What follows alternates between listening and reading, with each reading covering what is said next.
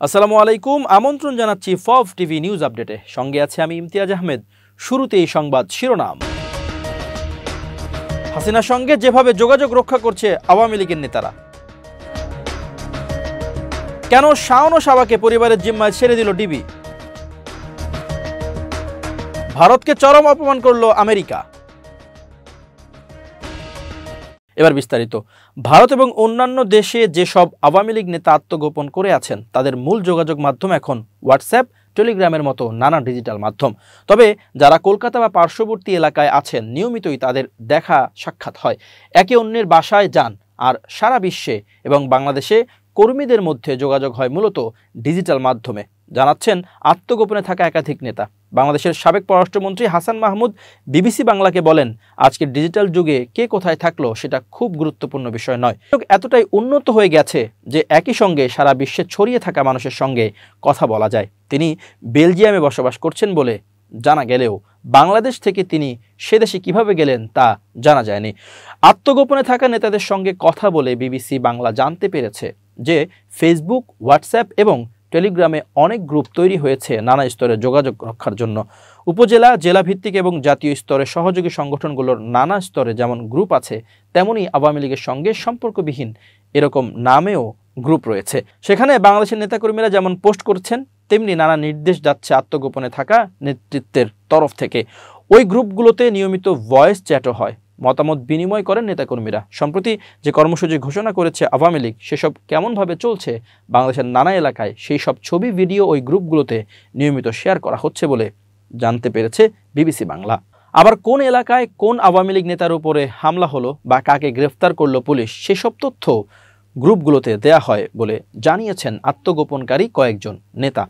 আত্মগোপনকারী সাবেক সংসদ সদস্য পঙ্কজনাথ বলেন, হতে পারে আমরা আন্ডারগ্রাউন্ডে আছি, ডিজিটাল মাধ্যমেই কর্মীদের সঙ্গে যোগাযোগ রাখতে বাধ্য হচ্ছে।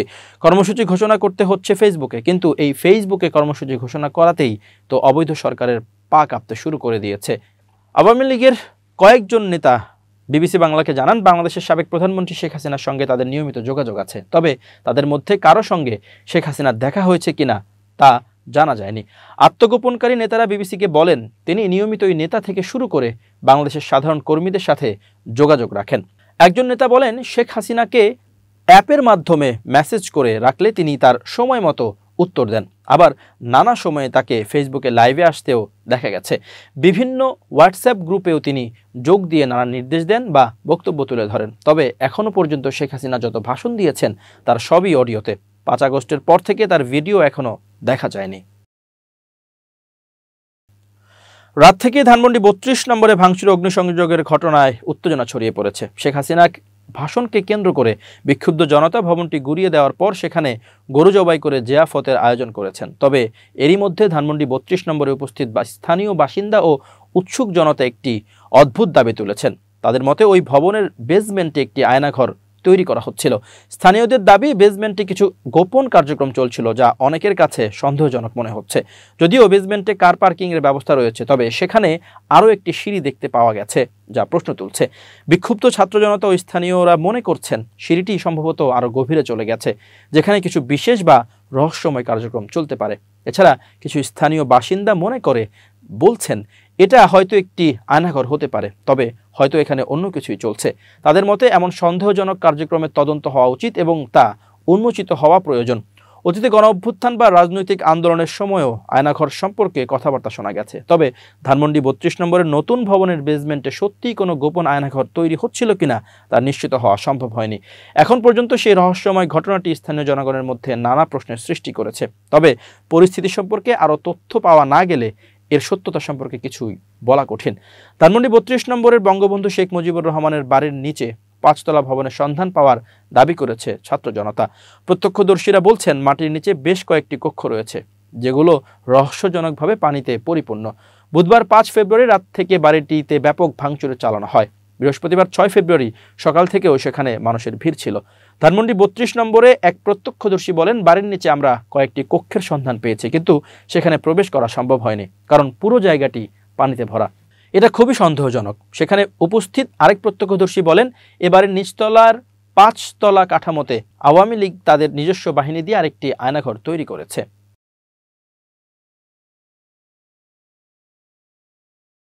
অভিনেত্রী ও গায়িকা মেহের আফরোজ শাওন এবং অভিনেত্রী সুহানা সাবাকে ব্যাপক জিজ্ঞাসাবাদের পর ছেড়ে দেওয়া হয়েছে। পুলিশ বলছে, রাষ্ট্রবিরোধী ষড়যন্ত্রের অভিযোগে দুজনকে ডিবি কার্যালয়ে এনে জিজ্ঞাসাবাদ করা হয়। এরপর তাদের নিজ নিজ পরিবারের জিম্মায় দেয়া হয়েছে।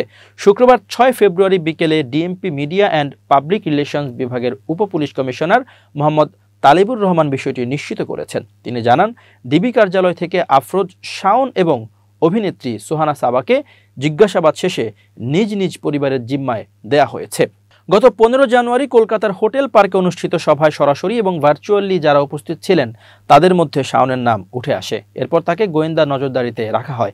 এরপরই বৃহস্পতিবার সন্ধ্যা 7টার দিকে এই অভিনেত্রীকে রাষ্ট্রবিরোধী ষড়যন্ত্রের অভিযোগে নিজেদের হেফাজত নেয় ঢাকা মহানগর গোয়েন্দা ডিবি পুলিশ। রাজধানীর ধানমন্ডির বাসা থেকে তাকে একটি মাইক্রোবাসে সরাসরি ভিন্টো রোডের ডিবি কার্যালয়ে নেওয়া হয়। এর আগে একই দিনে সন্ধ্যায় এই অভিনেত্রীর জামালপুরের নরুন্দি রেলওয়ে সংলগ্ন বাড়িতে অগ্নিসংযোগ করেছে স্থানীয় ছাত্র জনতা। এরপর বৃহস্পতিবার 6 ফেব্রুয়ারি দিনগত রাত 12:30টার দিকে রাজধানীর ধানমন্ডি এলাকা থেকে সোহানা সাবাকে আটক করে মিন্টু রোডের ডিবি কার্যালয়ে নেওয়া হয়। ডিবি সূত্রে জানা গেছে, অভিনেত্রী শাওনের পর সোহানা সাবা নজরদারিতে ছিলেন। তার বিরুদ্ধে দেশবিরোধী ষড়যন্ত্রের অভিযোগ রয়েছে। আওয়ামী লীগপন্থী শিল্পীদের হোয়াটসঅ্যাপ গ্রুপ আলো আসবেই এর সক্রিয় সদস্য ছিলেন অভিনেত্রী সোহানা সাবা।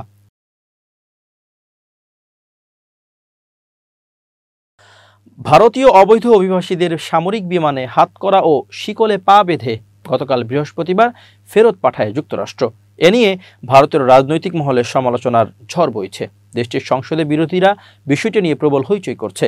তাদের বক্তব্য, যুক্তরাষ্ট্র ভারতীয়দের প্রতি অমানবিক ব্যবহার করেছে এবং তাদের অপমান করা হয়েছে। তবে সংসদে পররাষ্ট্রমন্ত্রী এস জয়শঙ্কর বলেন, যুক্তরাষ্ট্রে ইমিগ্রেশন ও কাস্টমস এনফোর্সমেন্ট কর্তৃপক্ষ অভিবাসীদের ফেরত পাঠায়।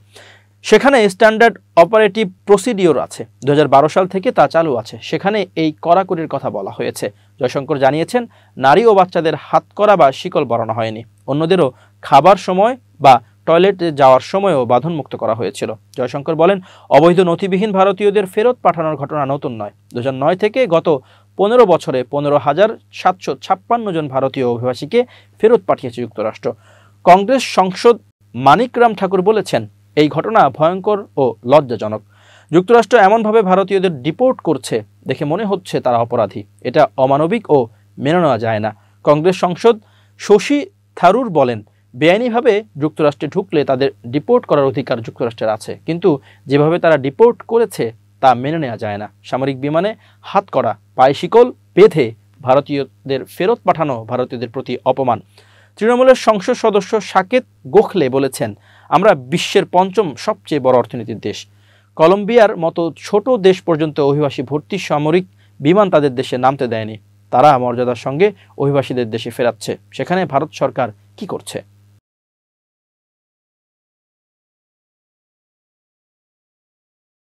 প্রিয় দর্শক, শেষ করছি ফফ টিভি নিউজ আপডেট। আজ এ পর্যন্তই। ভিন্ন খবর নিয়ে দেখা হবে অন্যদিন। নিজেকে আপডেট রাখতে সাবস্ক্রাইব করুন চ্যানেলটি। নিয়মিত লাইক, কমেন্ট ও শেয়ার করে ছড়িয়ে দিন সর্বত্র। সুস্থ থাকুন, নিরাপদে থাকুন। আল্লাহ হাফেজ।